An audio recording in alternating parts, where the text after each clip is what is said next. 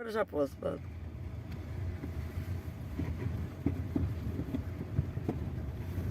Mas olha, vale a pena. Eu acho que é um documentário que está brilhante.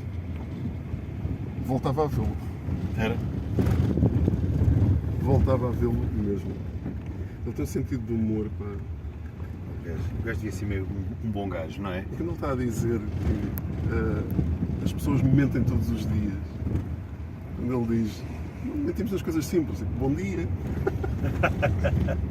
Estás bom?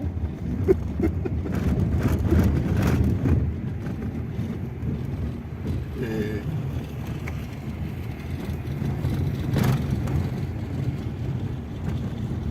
Ainda não chegámos ao muro, não é agora, não é? É agora a partir daqui. Olha, foi pintado ali. Levou o grafite novo. Interessante. É um bocadinho mais. É aqui que começa, não é? Começa aqui. Yeah. Fuck. Epá, isto ainda não foi bem trabalhado. Não, bolas. Então não foi? É?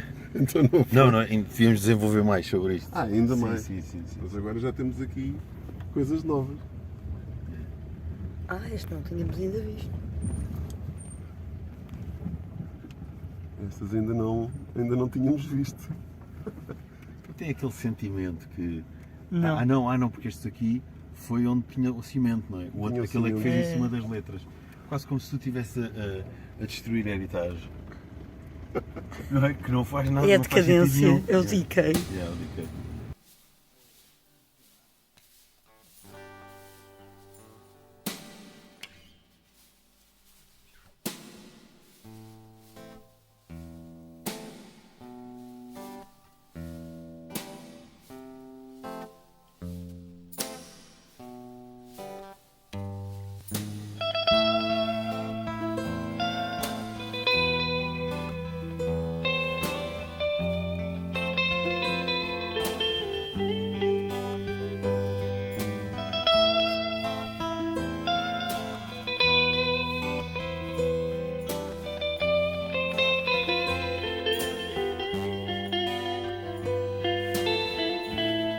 Sozinho na noite,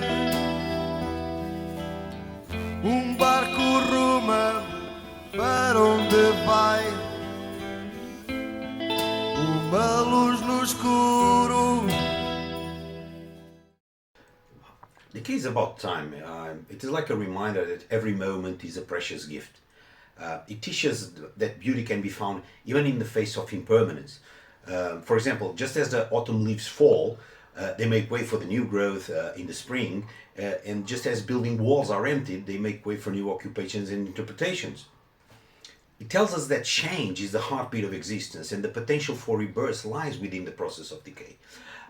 In every end, the seed of a new beginning urges us to cherish the present, to make the most of our time, and to create lasting, meaningful moments like this one, for example.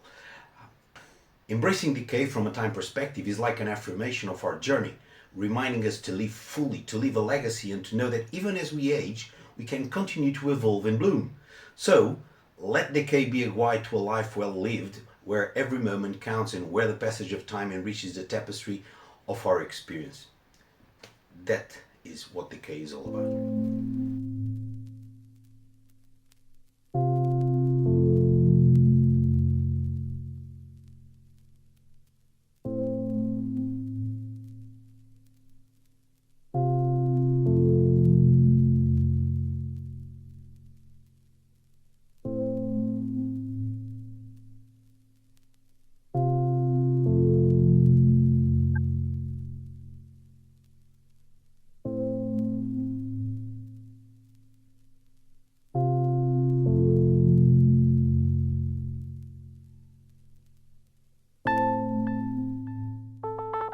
Raven's Hand, a name we have no idea where it comes from, is a sandy peninsula connected by a narrow passage to the mainland. Its north side is a beach by the Tagus River, giving access to a shallow, quite extensive and almost horizontal tidal zone. On the south side, a salt marsh area in the mouths of the Seixal and Corroio streams is known by the local populations as the Sapal, which can translate more or less as the area where the frogs exist, creating a large extension of unbuilt muddy zones. These differences transform this area into a combination of two different ecosystems. One of them is the dune environment, which has been surviving constant disturbance factors due to the coastal population growth. The degradation that results from human activities accelerates the degradation processes caused by natural causes. The other is the salt marsh ecosystem, which is more sensitive to human activities than the previous one. Both ecosystems are the maternity places for many biological communities. They are still possible to observe and fundamental in understanding the landscape.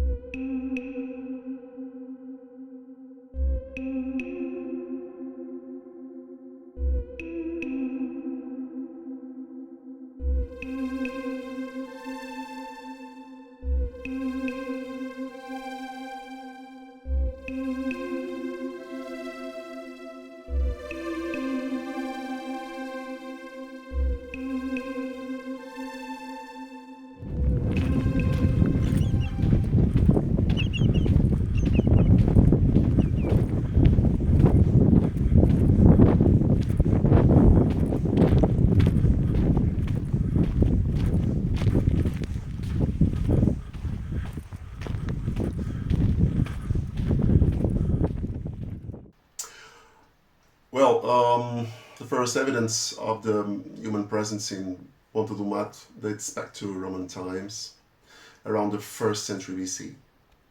Almost 200 ceramic sherds were identified in the north intertidal zone, which dates human presence to at least 2,000 years ago.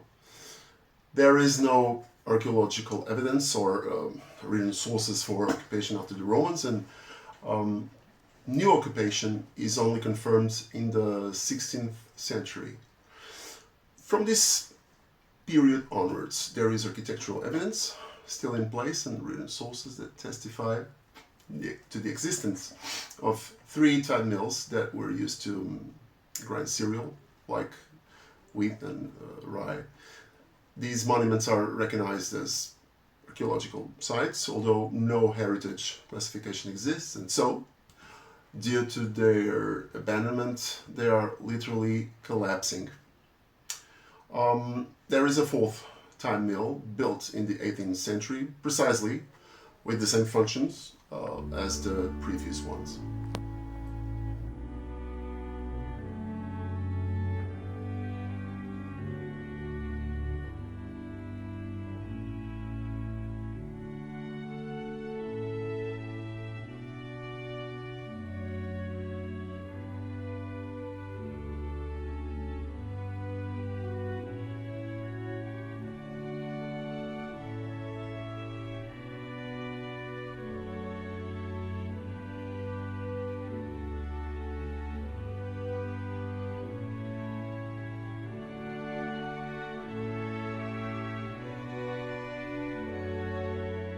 So, at the turn of the 20th century, 3 cod fish drying factories were operating in Ravenhand. So, although some had worked since the previous century, and it is easy to imagine why there. Due to the dry conditions and easy water access, the area is a perfect place for this activity. Today, only 2 of these buildings still embellish Ravenshand's skyline, even if they have undergone significant changes and are far from their original appearance. And then, round about the 37, 39, military naval base, Arsenal do Alfeito in Portuguese, was installed there. And so Ravenhands that were predominantly made of factories and farms definitely changed. So the area experienced increased activity and population growth, and throughout the rest of the 20th century, Ravenshand became a popular destination for different communities. Factory workers, beachgoers, and group of teenagers that would come to Ravenshand either daily or less frequently, making it almost like a pilgrimage site.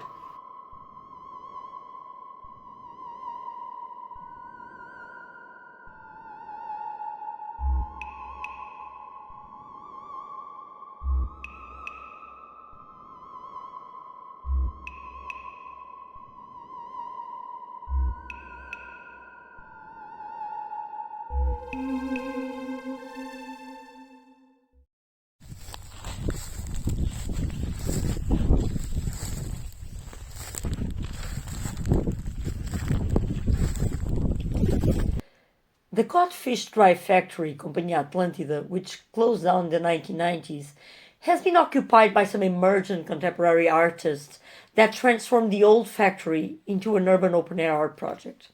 Here we can see how from what a few would call decadence, others were able to transform into a creative approach to the world.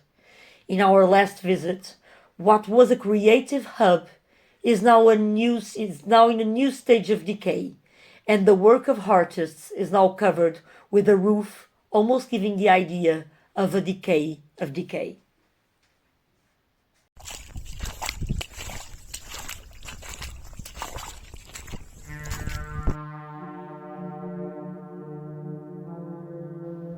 Other groups use this place to perform rituals believed to be magic, either good or evil.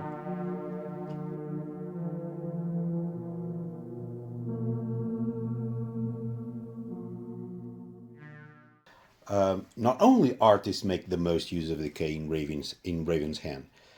During a significant part of the 20th century and still today, young people were carving the naval-based wall where names and other things have been written since 1961. Most carvings correspond to first names such as Vera, Carlos, Maria or João, to mention a few. However, there are names as well, such as Barbosa or Fidalgo, and some possible nicknames such as Alfacinha, Jojo, Cigana or Tony. Of course, cultural references to football teams, bands or symbols such as the ones of anarchy or the EPP symbol could not be missing. For these last pilgrims, the peace holders, similar evidence of their activity was found inside one of the 16th century tide mills, revealing that this could also be one of their pilgrimage places. And I think, and that is my imagination flying of course, how beautiful is the fact that they were hiding to protect their cry for peace.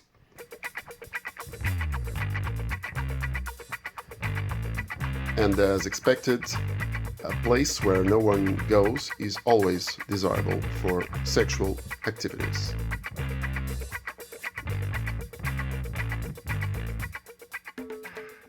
After talking about how Raven's Hand decay permitted the growth of something new, it is important to mention how we need to talk about how people felt this place. How did people sense what happened there? When we are there, we feel it.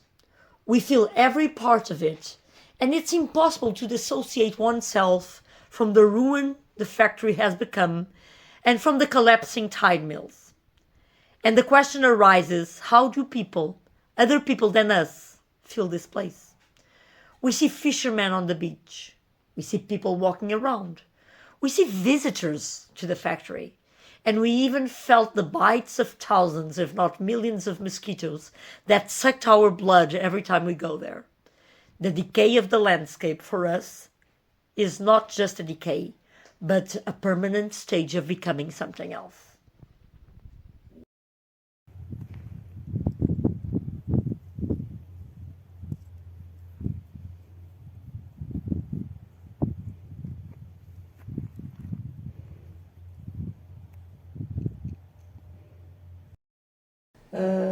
Vocês já viram um novo seminário que está a ser advertised, promovido pela Universidade de Amsterdam? Aliás, João, é a PMSR que organiza, lembro. A PMSR? Sim, nós usamos nós estivemos naquela sessão dela que falámos do Palácio de Sinestesia. Sim. Pronto, pois foi. Sim. E elas estão aqui a usar algo, a fazer um call for papers, uma chamada para trabalhos e para comunicações sobre decay relacionado com património e com sentido.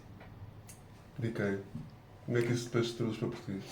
Epá, nós já tivemos essa conversa uma quantidade de vezes, que é aquela ideia que como é que nós vamos a estes congressos que promovem, ou estes debates, que promovem conceitos que estão tão estabelecidos na mentalidade de quem fala línguas recorrentes no norte da Europa, e nós, na verdade, depois não conseguimos traduzir para nós o que é. Mas o que é que vocês acham de nós participarmos?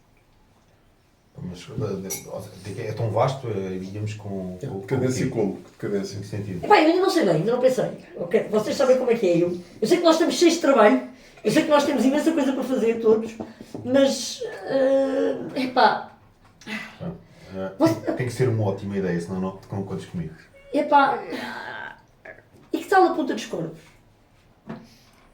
Nós já lá conhecemos bem, já lá tivemos. Mas a fonte dos corvos toda ou uma parte? Epá, na verdade é assim, Decay, portanto, a tradução mais direta será decadência. Sim, cadência. Então, mas qual é que seria o objetivo? Qual é que seria... Epá, não sei até que ponto é que, em primeiro lugar, definirmos o que era Decay. Assim, o que é para nós este conceito de Decay nos nossos cérebros, que pensamos noutra língua, pensamos noutra linguagem, que temos outras estruturas mentais. O que para nós é isto a decadência? E será que se pode fazer uma ligação ao que é Decay? Aliás, João, tu podes trabalhar nisso, podes criar uma ideia do que é uma definição de Decay. Eu tenho uma visão própria de... Ok, mas tudo bem, não há problema. Mas eu partilho convosco. E depois podíamos pegar na Ponta dos Corvos, que é um sítio que nós conhecemos bem, que nos diz tanto a nós, por todos os trabalhos que já lá desenvolvemos. E podíamos pensar como é que, por exemplo, nós olhamos para a Atlântida. É Decay?